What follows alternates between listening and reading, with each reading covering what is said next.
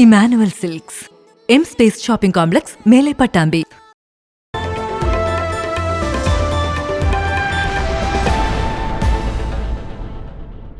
Youth Congress സംസ്ഥാന committee നടത്തുന്ന young India ക്യാമ്പയിന് Palakkad ജില്ലയിൽ തുടക്കമായി.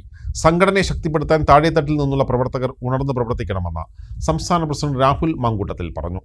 ജില്ലയിലെ ആദ്യ ക്യാമ്പയിൻ തൃത്താലയിൽ നിന്നാണ് ആരംഭിച്ചത്. സംഘടനയെ ശക്തിപ്പെടുത്തുക എന്ന ലക്ഷ്യത്തോടെയാണ് യൂത്ത് കോൺഗ്രസ് സംസ്ഥാന നേതൃത്വം യങ് ഇന്ത്യ ക്യാമ്പയിന്റെ ഭാഗമായി ബൂത്ത് ലെവൽ ലീഡേഴ്സ് മീറ്റ് സംഘടിപ്പിക്കുന്നത്. സംസ്ഥാന പ്രസിഡന്റ് രാഹുൽ മാങ്കൂട്ടത്തിൽ നേരിട്ടെത്തിയാണ് ബൂത്ത് ലെവൽ ലീഡേഴ്സ് മീറ്റിന് നേതൃത്വം നൽകുന്നത്. പാലക്കാട് ജില്ലയിൽ 3 ദിവസങ്ങളിലായാണ് ലീഡേഴ്സ് മീറ്റ് നടത്തുന്നത്.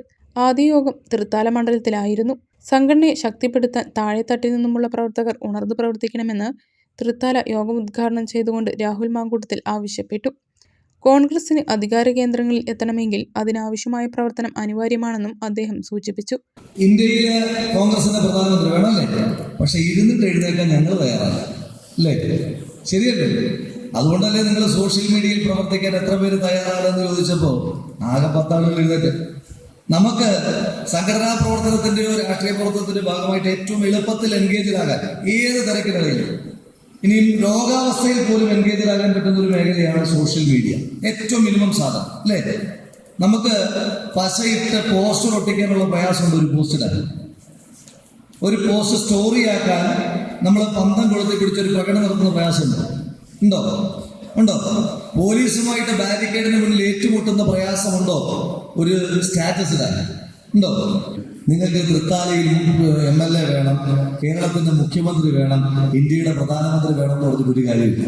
ഞാൻ 2 പേരുടെ ഉദാഹരണം പറയാം. ഈ 2024 ആണ്ടിലെ പാർലമെന്റ്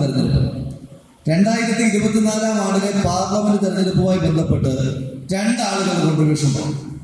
ഒന്ന്, 2024 ആണ്ടിലെ പാർലമെന്റ് തെരഞ്ഞെടുപ്പിൽ ഇന്ത്യ മുന്നണിക്ക് വിജയത്തോടടുത്ത ആ അവസ്ഥയ്ക്ക് കാരണക്കാരനായ 1ാമത്തെ മനുഷ്യന്റെ പേര് രാഹുൽ ഗാന്ധി എന്നാണ്. അയാൾ അതിനു വേണ്ടി 4500 കിലോമീറ്റർ ഭാരത് ജോഡോ യാത്ര കന്യാകുമാരിയിൽ നിന്ന് കശ്മീരിലേക്ക് നടന്നു. നിയോജക മണ്ഡലം പ്രസിഡന്റ് നഹസ് അധ്യക്ഷനായി. നേതാക്കളായ അബിൻ വർക്കി, KS ജയഘോഷ്, Vaishakh, VT Balram, OK Farooq, advocate Subramanian, CV Balachandran, doctor Sarin തുടങ്ങിയവർ സംസാരിച്ചു.